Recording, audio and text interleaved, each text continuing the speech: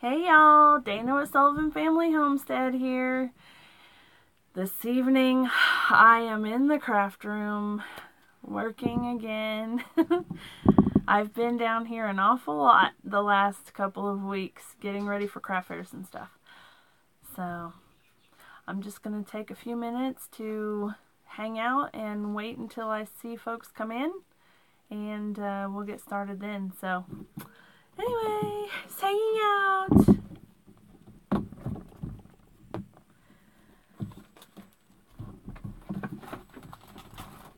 Oh, there's somebody. Who do I have? Hey, Pickers, how's it going? How you doing today? Hey, Miss Kelly. As you can see, I'm in the craft room again. Hey, darling. Oh, it was canceled. Oh, that's a bummer. But I'm glad you can make it then. That works out for us.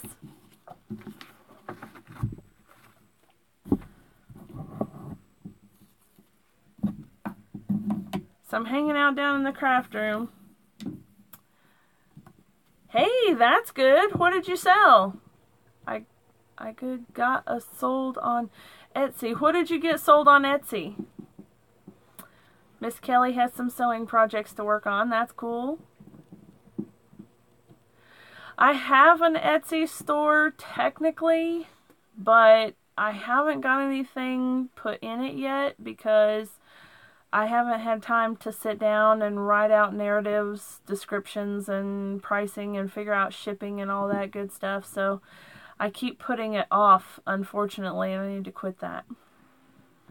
It actually would be a good idea for me. Let me see, my phone's saying that the battery's low. Hopefully it'll just keep charging. Looks like it is, so I guess we're okay. But yeah, I have an Etsy account, but I just have to sit down and get it done. Really what I need to do is I need to just get a little notepad, and when I have a split second to stop for anything, then I just need to write a little narrative about something, you know. Put a list of all the things that I have up for sale and just make a little blurb. So I haven't done that yet, obviously, so I'll have to get around to it soon. So that's really cool, the perfume that you got sold. That's awesome. Do you have a lot of stuff on Etsy? Hey guys, the dogs are in here. So I'm down here working, and of course I just got home from my craft group meetup, and Hannah's been home all afternoon by herself because Dad got called out to stay late at work, so he's not home yet, and she's been here all afternoon. And oh, what was that? Did you just say your rabbit escaped? So I'm on my phone, and unlike the computer where the chat bar stays over here and it's scrolly and I can look, but with the phone I have to be quick at it. So just got her back in her cage today. Oh, that's cool. Well, I'm glad you got her picked back up again. Hey Suburban, how's it going? So yeah, that's really cool. We actually acquired one of our rabbits because of a situation like that. I had got up one morning and this fella had come to the door, and I had no idea who it was. And he said that he was our neighbor from behind our property a ways, and that he was pretty sure that he had our rabbit, which two things came to mind. First of all, how in the hell did you know I have rabbits? And number two, how in the God's name did that rabbit get out of the cage? Because we don't have just, you know, a little old cage. We've got this wooden framed hutch that's huge, and it's on stilts, and there's no way for him to get out. So I said, okay, well, I'll go ahead and meet you over at the back end of the property, because our property is long and skinny like this. So our house actually sits at the back end of the property. And so there's just, I don't know how many 100 feet it is to the fence line. But their property is just on the other side of it. So, you know, they're not close, but they're kind of off to the side and behind us a bit. So, I mean, it's a little bit of a walk, but anyway, so I walked around there. Well, as I walked around the side of the house, you know, oh, hold on. Sorry, folks, there's folks coming in. Hey, Bob, how's it going? Hey, Shyler, it's good to see you in here, kid. But, anyway, I walked around the side of the house looking over at the rabbit hutch to see how the rabbit got out, and she was in there. So, you know, I'm like, why? You know, I don't even understand what's going on right now. So I went ahead and walked over to the property, and I waited for him to come over, and as he's coming over and he's holding this rabbit, and Shyler says, yep, I tried to be, just got out of Girl Scout meeting. That's good. I love you too, kid. But anyway, he come over to the fence with this rabbit, and I said, mister, that is not my rabbit. I don't know whose rabbit that is. But he kind of got this, like, oh gosh, look on his face, and said, well, I don't know what to do with it because we don't have a cage or anything, and, you know, my wife's got to go to work and I'm leaving for work right now, so I don't know what to do with it. And so I had said, okay, well, I'll go ahead and take it because I do have a little transport cage, so I thought, well, I'll just put it in there for now. And I said, I'll go ahead and hold it in the cage, and if you would, go ahead and ask the neighbors if anybody's lost a rabbit, and we'll keep an eye out and check with some other folks and see if they've lost anything. And we went for weeks and weeks and weeks, and nobody lost anything. Nobody knows about losing anything, but I'm telling you, this bunny belonged to somebody because he is seriously a domesticated rabbit. He's brown and white patches. He is so soft. He is well groomed. He is beautiful. And he is super sweet. Like, he will jump into your arms and let you love on him. And there is no way that a wild rabbit would do that. No way. So, anyway, he belonged to somebody. Actually, I think you're right, Melissa. Melissa says, sounds like a drive-by and ditch.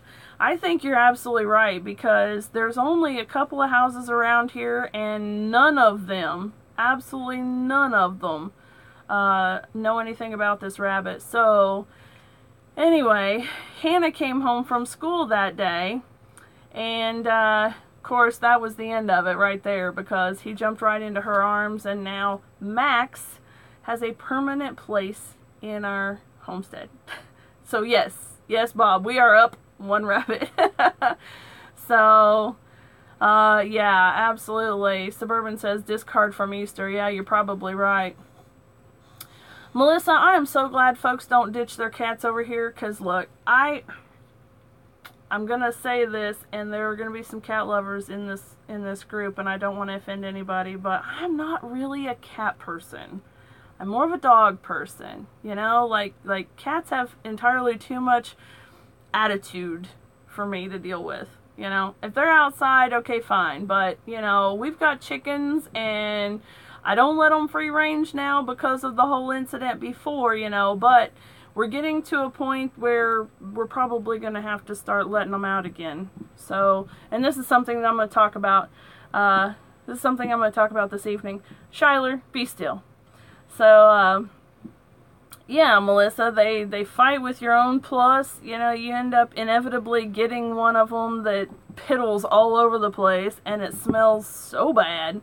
It's disgusting. So, you know, or they're in heat right outside your bedroom window. Not about it, man. I am not at all about it. But, fortunately, we've only had a couple of cats that are roaming around the neighborhood per se, and they seem to do their job and get the heck out of here. They don't really care about the chickens, and they don't pay attention to anything else, so it's okay. Melissa says our Alex got into airsoft. Yes. Trap and release stray cats. Never had a mouse problem. Yeah, that's true. I mean, that is true. And as long as they kind of stay away, you know, do their business and leave, I don't mind. You know, I don't mind them hanging out in the barn if they're keeping the mice away and keeping the snakes away. I don't mind, really. But, you know, I don't want them up on the porch. I don't want them on my car. I really don't want them off my car. Alright, kid. Talk to you later. Love you. So, you know, it's just like at home. She comes in, grabs a bite to eat. Love you. Hi. Bye. But, so anyway, talking about the chickens. We've had them cooped up ever since Charlotte and Charlie were attacked, and that's been a couple of months now. Several months, actually. And, well, a couple months. Anyway, we're noticing, of course, the feed bill is going up, and it's going up considerably more than I want it to for what we're getting in return. The pullets are, probably about 8 of them are actually laying right now. And so, you know, we've got to weigh the balance of feed cost versus what we're getting in. So, hey Miss Vicky, how's it going? So, you know, it's starting to cost us more, and so we're probably going to be turning the chickens out again at various times when I'm actually home, and so I can keep an eye on things. And if we notice that they're starting to take off into other properties again, then we're going to shut them down again. But I debate back and forth about doing that because, you know, I mean, I don't want to keep losing chickens, obviously, because that's an expense. But at the same time, it's an expense to feed them so much as well. So, you know, it's kind of this, like, what do I do, you know? So, we're going to turn them out now and then and see if that helps cut down on things just a little bit. So it may become an issue where we put them in chicken tractors and let them tool around the yard that way and just move them around every few hours or so. So that may be something to do. Miss Vicky says she finally caught one of the live streams. Yes, and she just got her new homestead. Yay, that's awesome. She just got some land a few weeks ago, and her homesteading dream is going to take off soon. I am really excited for you, Miss Vicky. You're going to absolutely love it. It is absolutely the best decision we have ever made. Ever. I mean, with all the work, with all of everything else, it's just, you know, it's so worth it. It really is so worth it. Hope cuts weeds and brings the weeds to the chickens. Yeah, Suburban, that's a good idea too, and that's something that we need to be doing. You know, let's talk about something else while we're on that subject because it's important. It's something I was going to talk about anyway. Waste on the homestead. So, you know, we're talking about the cost of feed for the chickens, and like Suburban said, you know, Hope over at Hope's Homestead cuts weeds and she takes the fresh greens into the chickens and the rabbits. And that is a fantastic way of feeding them as far as that and cutting on feed bill. So, Miss Vicky says 16 acres unrestricted. Is that what that said? That's awesome.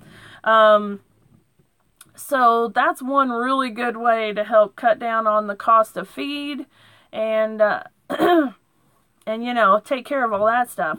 Hey Cap7, how's it going? So that's one thing. Here's another thing.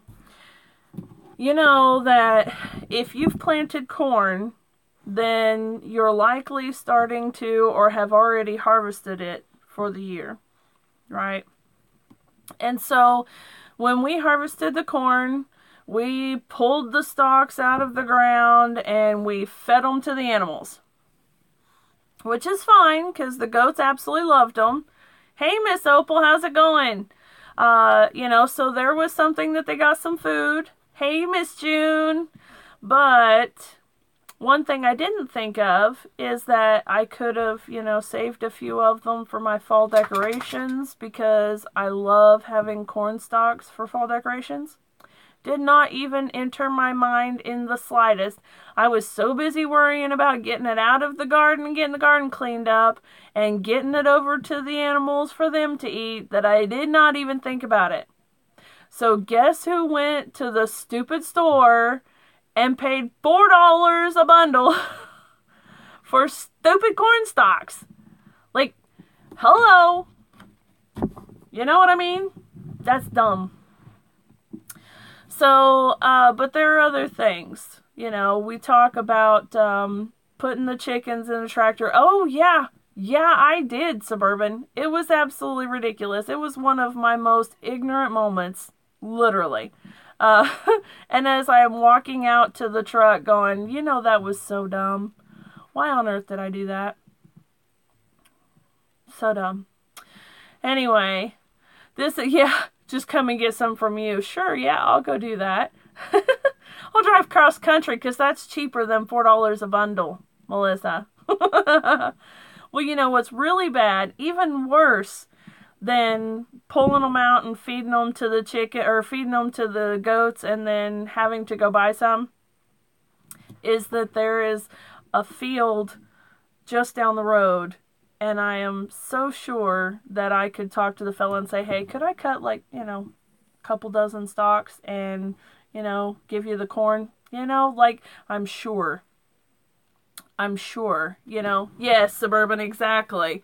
Exactly. A neighbor that's got some that hasn't already thrown them out would have been just fine. But no, I didn't think about that either.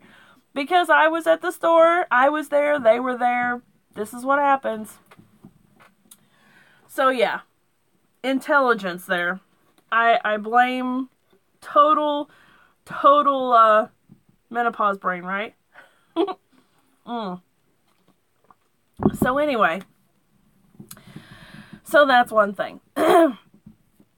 Another thing is when you plant so much stuff expecting that you're either going to use it or can it or freeze it or in some other way preserve it, and you plant more than you realized you would use, and you end up with extra and don't think about the fact that you've got craft fairs and you've got all these other things. I like the way Vicky says it, parent timer disease. What is this? I got free rainbow beet beans today from the feed store. Oh, that's interesting. So anyway, you have all of this surplus of produce, right? And you don't take into account that not only the growing time, not only the planting season, the harvesting season, you get so wrapped up in the garden that you forget that the rest of your life is still going on in the meantime. Do you see what I'm saying here?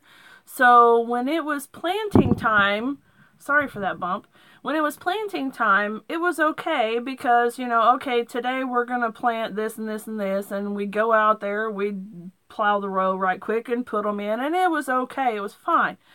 But then when it comes time to pick weeds, well, it's hot. It is hotter than Hades in July, you know? Like, it's hot in East Tennessee in the summertime. Who'd have thunk it? But you gotta go out there and pick the weeds, because if you don't, then your produce goes bleh. So, yeah. So, yes, and exactly. And then trying to preserve what you aren't using now. And so not only are you continuously going out to the garden, you're plucking tomatoes, you're doing this. No, I am not going to Georgia in 90 degrees today. Listen, remind me about the 90 degrees and this Saturday, okay? Because there's a craft fair coming up on Saturday, and it's supposed to be hotter than Hades on Saturday. And guess who decides to make handcrafted goods with chocolate candies in them, and it's an outside event?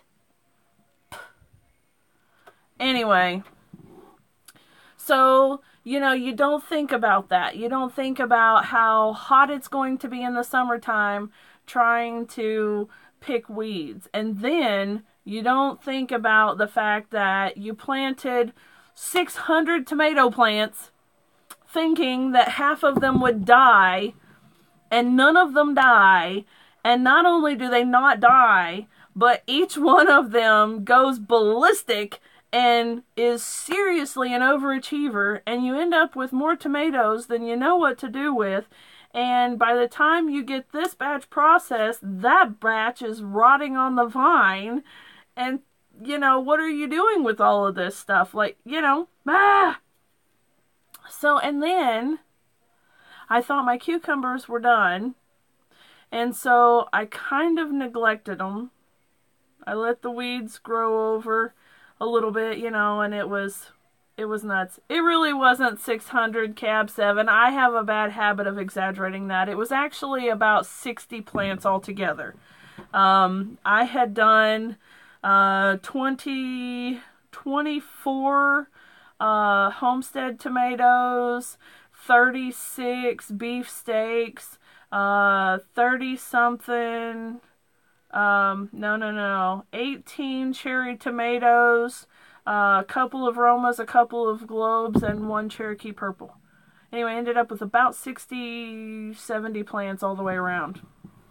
So, but there were a lot of them, and they all did good, and they all were fine. And I'm happy, I'm proud of that, I'm glad that they did well. But the funny thing about it is that once I thought the season was over, and so I started neglecting them, no, not generally, F7. He says just minus 90% of what I say. No, not generally, but when I'm trying to get an exaggerated point across, you know, yes. But, Melissa, you just back off. But anyway, the point is, I got an overabundance of them. I spent an awful lot of time preserving and whatnot, and neglected some of my other duties because I wasn't prepared for how many tomatoes I was actually going to get. And I will chalk this up as a first-timer's mistake.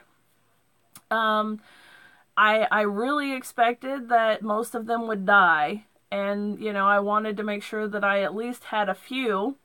And so anyway, yeah, it was an issue. Well, so then, you know, I've been dealing with those stupid cabbage worms forever. And now I've got these little beetle things that look like a mutant ladybug. You know, it's light orange, and it's got spots on it, and it's got long antenna, and it's got kind of a longer body.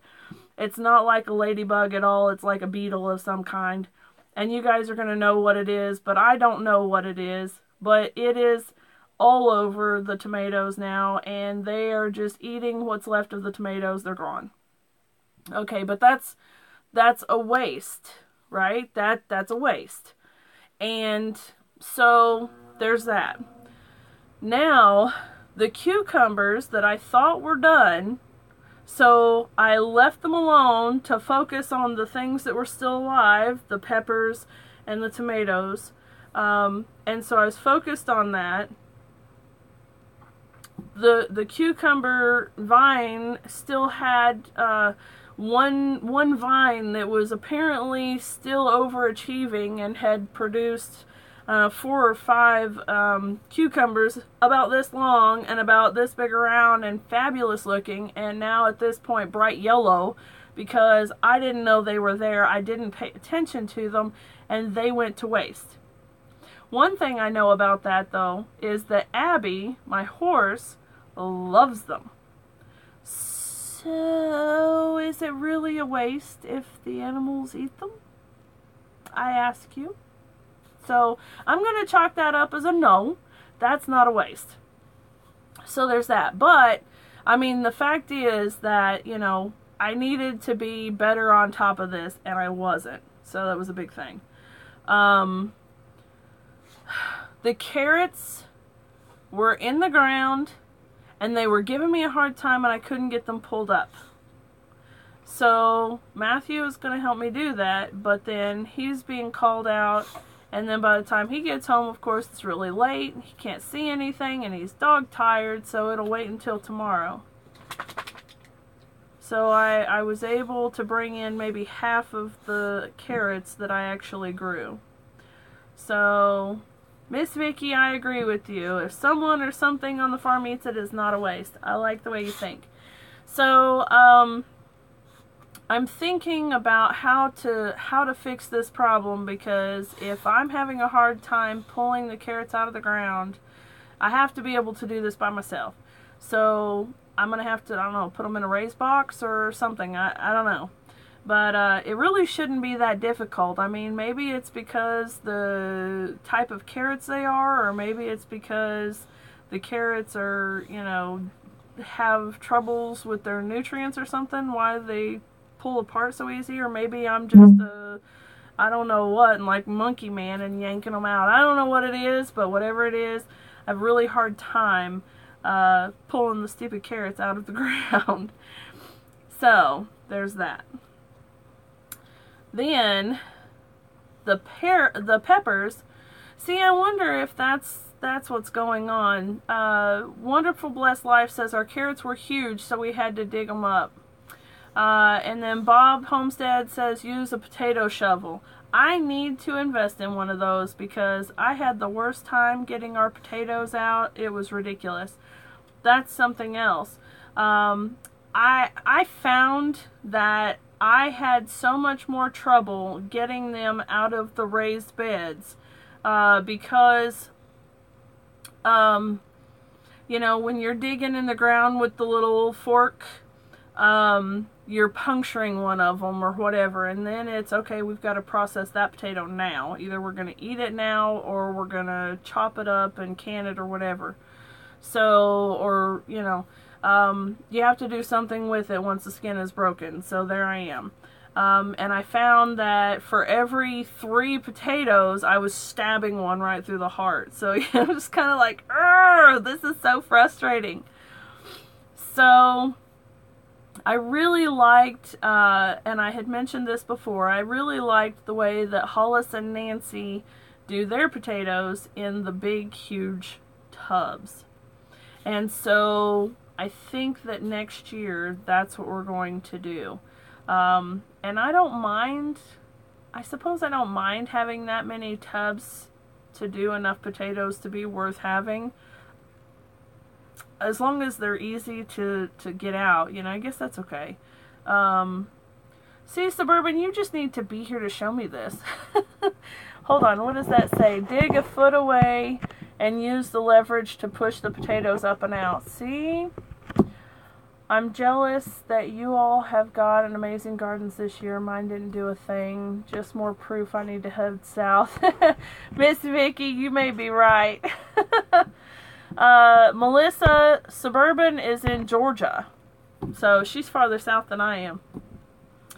But, yeah, it's interesting. Like, all of these things, I don't remember being such an issue when I watched my pappy do it, you know. And when we did smaller gardens, it just seems like the fact that it was a bigger garden, maybe it's just me psyching myself out, you know. Like, it was a lot to take on.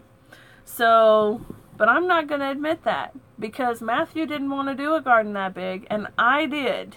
I was the guy who said, I want a 50-foot by 100-foot garden. I want it this big, and it'll be great.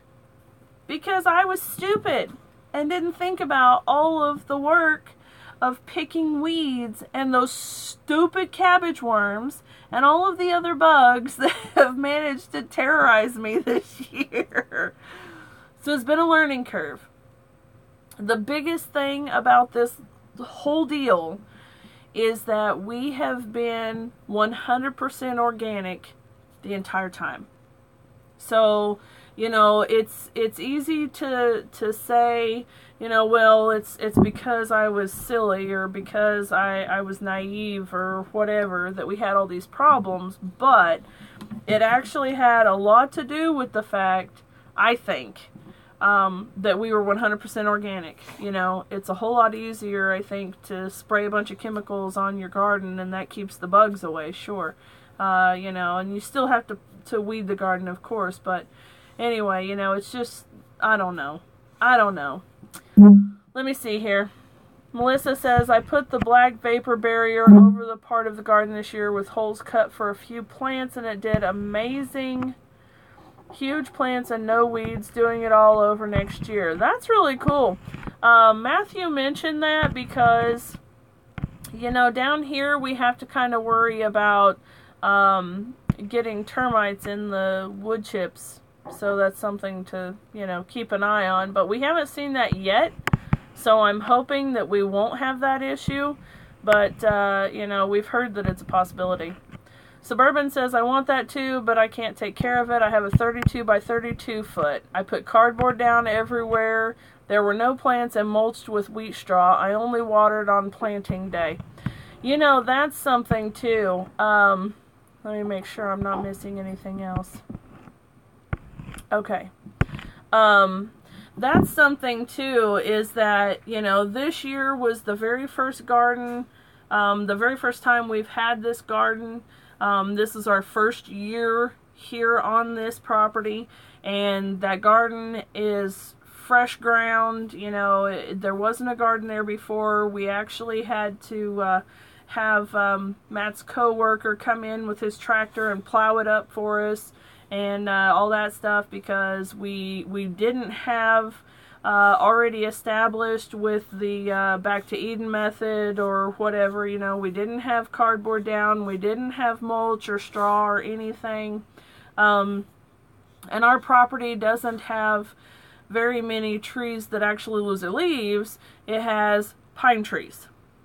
So, you know, we don't put a lot of pine straw in the garden for whichever plants do or don't like the acidic soil. So there's that.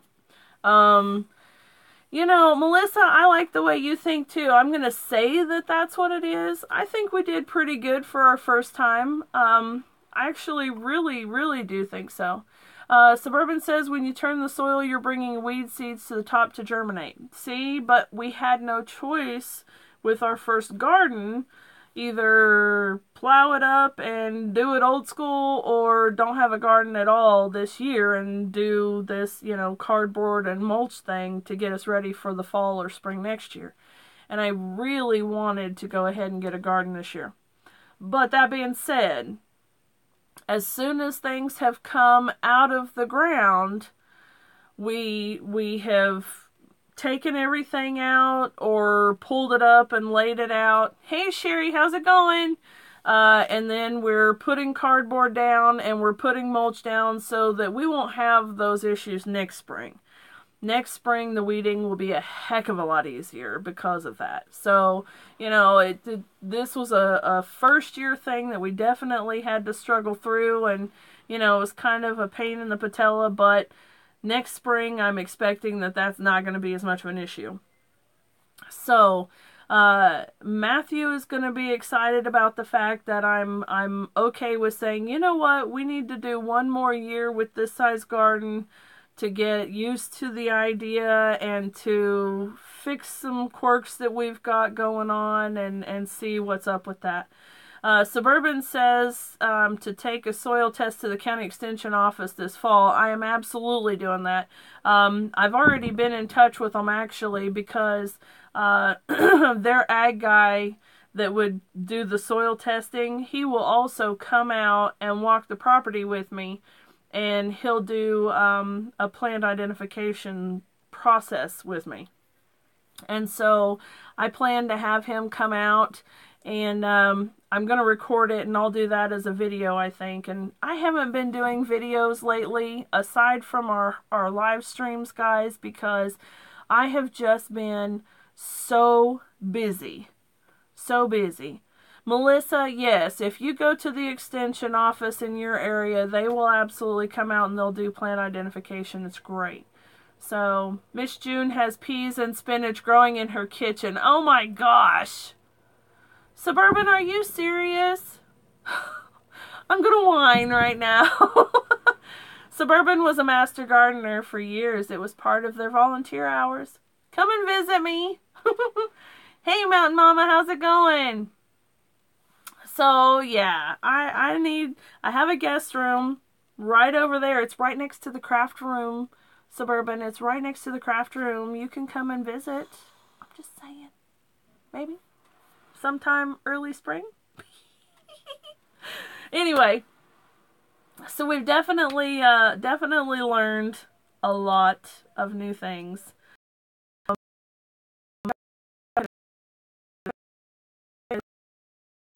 Let me know. Let's see here. Sorry about that. Anyway, so yeah, we've definitely learned a lot, but you know, it'll be okay. It'll be okay. You know what? You're gonna be sorry you said that. Suburban says she would actually love to because gardening is her favorite thing. So, guess what? You come on down, darling. Or come on up, rather. I've got a spare room, and we'll feed ya. We'll do chores for room and board. Perfect. So, anyway, we are learning a whole lot. And, you know, it's been a lesson. And sometimes it's been a hard lesson. But it has been worth it every step of the way. You know? Every step of the way. So, my garden right now is actually 25 foot by 50 foot. And I think that's the way it's going to stay for a while. I truly think that that's probably as much as we can handle for now. So, I do want to extend a garden space, but I actually want it to be just a corn plot, not actually an extension of the garden. So, you know, I just want to maybe 10 by 10 of my corn because we love corn. Num num num. And then I should the stalks with and still have some left over for me. Win-win. So, that's definitely one thing. And with regard to the whole waste on the homestead, it's that there are, you know, tomatoes that either they hide out and I don't see them, and then they're overripe when I find them, or they've been attacked by the bugs already, or they literally like sun dry on the vine. You know, because I get too busy to be out there for a couple of days and this 85, 90 degree heat scorches them. It's, you know, crazy. But then incidentally, the pepper plants that I thought had run their course and had done all they were going to do for the year and were ready to be pulled up, and I just hadn't gotten to it yet, have absolutely exploded. As in, like, every day I go out there, I'm bringing in a basket of peppers every single time I go out there. So, a couple times a week, I'm bringing in a big basket full of peppers, which is... And that's okay. Suburban says the more you pick your peppers, the more they produce, which I am happy for, because I will dehydrate those and put them aside for salsa and pasta sauce and things like that. So I am a-okay with that. So Mountain Mama says her peppers did too. That's awesome. I really am enjoying it. One thing is though, I had 3 rows of peppers. I planted them from seed. Okay. And so I opened each package separately. And this row of peppers are sweet peppers. They're supposed to be those little, like, just little sweet mini bell type peppers, okay? they're supposed to be. The middle row are supposed to be purple beauty peppers because I love purple and bell peppers are fabulous, so purple bell peppers it is. Down the middle. This row is supposed to be regular bell peppers and one jalapeno pepper. Pick a peck of peppers. One jalapeno pepper plant. Okay? Because we don't really do hot and spicy that much. But I have taken us to a place where we have gotten stuffed jalapeno peppers before and they were grilled and they were amazing. And I really wanted to try that whole bacon wrapped stuffed jalapeno pepper thing because I think that would be num num num num num, and I think that it would actually be offset enough that it wouldn't be spicy. So I wanted to try that, and I wanted to put just a teeny tiny little bit of pepper in my salsas to give it just a little bit more oomph, you know. So one jalapeno plant was plenty for us, and I figured anything left over off of that plant I would give to my friends Josh and Michaela because they like the spicy stuff. Okay, so I was fine with that. What's happening is that this row of pepper plants cross-pollinated, maybe? Is it possible, Suburban? That they some of the ones over here that are sweet peppers that were supposed to just be like, you know, the little baby sweet peppers that you slip in the thing. That's the kind of peppers they're supposed to be. And what's happening is that some of them are shaped like bell peppers, and some of them are pointed upright, like a spicy, I don't know, like a chili pepper. They're shaped like a chili or a what is that? Relleno, not Hispanic. But you know what I'm trying to say, right? Kind of bulbous and then go up to a point, big, thick, fat type pepper, okay? What I'm saying is that the peppers on this same plant are shaped differently and hang differently on the vine. Help! So the ones that are kind of a pale yellow that stand upright are really good. They're kind of like, almost taste like a banana pepper, but they're not.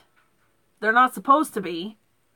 And then on that same plant are some little purple bell type peppers. So I can only assume that they're cross-pollinating and that this is a mixture of what I've got. So I don't know if somebody can tell me that, and I really, really wish that Charles was here, that he could tell me. But no, I didn't mislabel them though, because I did each row separately, totally separately. Like this row, I opened the package, I put them in the spots, and then I immediately put the little marker, the little row marker, in the ground in front of it. So I know that that's not it. Miss Suburban, could you handle that situation? Oh, thank you, Melissa. I appreciate it.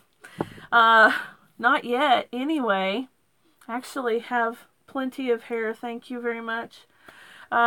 Anyway, but then the middle row definitely has the purple bell peppers, so that's good.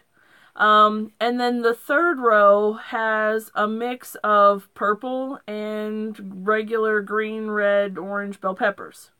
So it's strange. It is so strange. And I wondered if they could cross-pollinate that way and if that's what the deal was. So, thank you, darling. I appreciate it. Though I'm telling you, I wouldn't be surprised if I do need Rogaine before long, because I don't know if it's got to be, you know, that hormonal thing we were talking about last week or what, but I lose hair when I brush it. Man. Okay, now see, I knew that. I just didn't know that purple went into the mix. I knew the yellow, orange, and red thing. I knew that, and green. I knew that, but I didn't know that about purple. So maybe that may be what's going on. But then tell me this, Suburban, with the ones on the right-hand side, the first row, the pale yellow ones that are shaped different and they stand upright versus the short squatty ones that hang down. That's on the same plant. See, Miss June, you might think so, but this is on the same plant. Two different shapes of peppers hanging differently. One of them standing upright and one of them hanging down, and they're shaped totally different. So I don't know. I don't know. But what I know is that the pale yellow ones that stand upright, they're sweet, like, not super sweet, but they're, it's just the way they grew. Eat them and they'll taste good. Yeah, they are good. They are good. But the ones, the pale yellow ones, they're kind of like a mild banana pepper before you pickle them. They're really good, and they're really mild, and they've got a little bit of a sweet taste to them. They're great. And the other ones, they're pretty good too, but they do taste a little different. So I don't know, and that could just be my mind playing tricks on me, like it looks different, it acts different, so it must be different. But yeah, it's the same plant. So anyway, I don't know, it was weird, but I kept seeds from each of them in separate baggies and wrote on the baggie exactly what that particular pepper was, you know, and what that particular pepper looked like. So in the spring, I'll plant them again and see what happens. So we'll see. It may be me. I'm a little hoo-hoo sometimes, so, you know, it could be me. But anyway, so there's that. Sweet potatoes, it is time-ish. It is time, I think. So we'll be digging up sweet potatoes soon, which that's actually a really good thing because Matthew loves sweet potatoes, so I know I can actually get him to help me with that one, because those are for him. I mean, I like them too. We like sweet potatoes, but Matthew loves sweet potatoes. So now here's my question to you folks. With regard to sweet potatoes, if I chop them or if I cut them into strips like fries, okay, can I put them in a vacuum sealed freezer bag, like, you know, the vacuum sealed bags? Can I put that in the freezer and will they be fine? Melissa says, can you do sweet potatoes in a bucket like the russets? Yes, you can. But sweet potatoes are generally vine rather than just bush like regular potatoes. So if you're going to put them in a bucket, then you need to have a trellis for them. Otherwise, they're going to go everywhere. Let's see. Suburban says, also trace the stem back to the ground to see if you have more than one stem coming out of the ground. Just saying. Oh, you're talking about the peppers, just in case.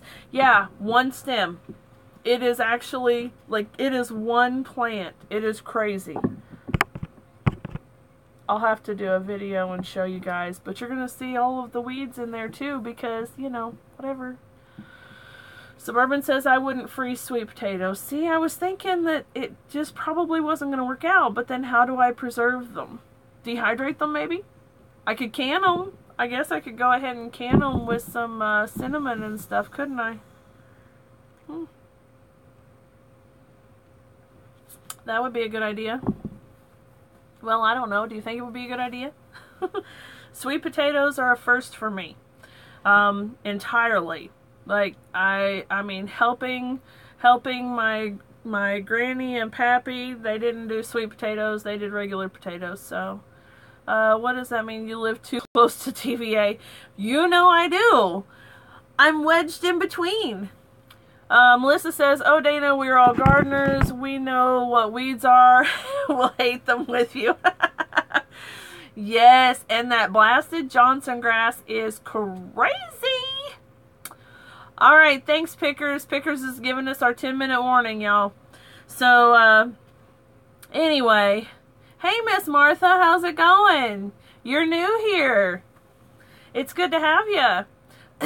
So, we've just been talking about my garden and how it's morphing into some kind of alien thing. So, but, anyway, you know, the funny thing is that, you know, the last couple of weeks we've been talking about fall garden, and I haven't even finished my summer garden yet, you know. Suburban says, put them in a cool, dark place where they won't freeze. They will last for months fresh. That is awesome. Yeah, it is, Melissa. Crabgrass, Johnson grass, they're terrible. Thanks, Bob. Bob says their garden looks the same way. That's awesome. So, yeah, you know, I mean, I had this grand design idea of how beautiful and perfect my garden was going to look, and all these perfect straight lines with amazing crops and, you know, perfect walk paths that were free of weeds, and, you know, tomatoes as big as my fist, and, you know, all these wonderful things. And, well, then real life decided to say, wake up, jackwagon. That didn't happen. I'll tell you what else didn't happen. My pumpkins. You know what? That's a good idea, Melissa. Melissa says you should do an expectation versus reality video. I think that's a great idea.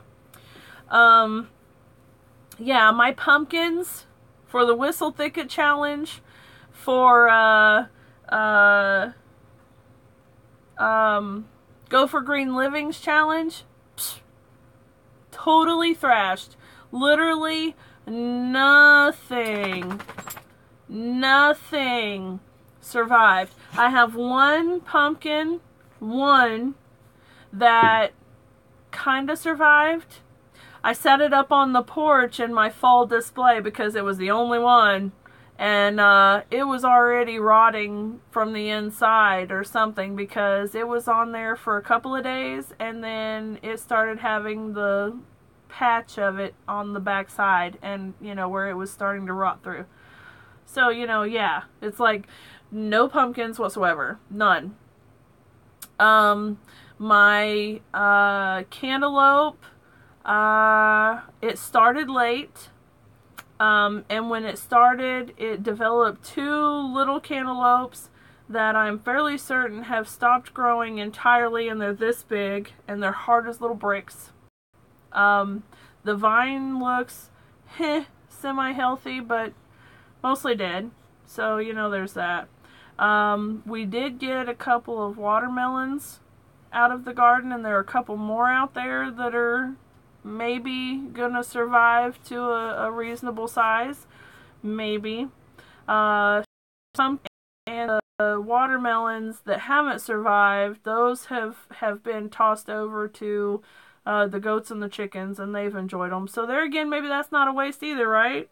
If somebody's enjoyed them, they're not a waste. But I'll tell you what has absolutely thrived in my garden. Thrived. Tim Beverly, I do not have a booger in my nose. See? But it's nice of you to join the party late, coming in just so that you can see the prats I see. It is, isn't it? Oh, weeds. Anyway, the thing that has absolutely been thriving in my garden the entire season was one plant that was loofah. Loofah. It's taken over the entire corner of my garden, and I am impatiently waiting for these things to start looking like they're drying out, which they're not yet. They're like this long already. They're huge. They're amazing. The plants are big and gorgeous. They smell bad.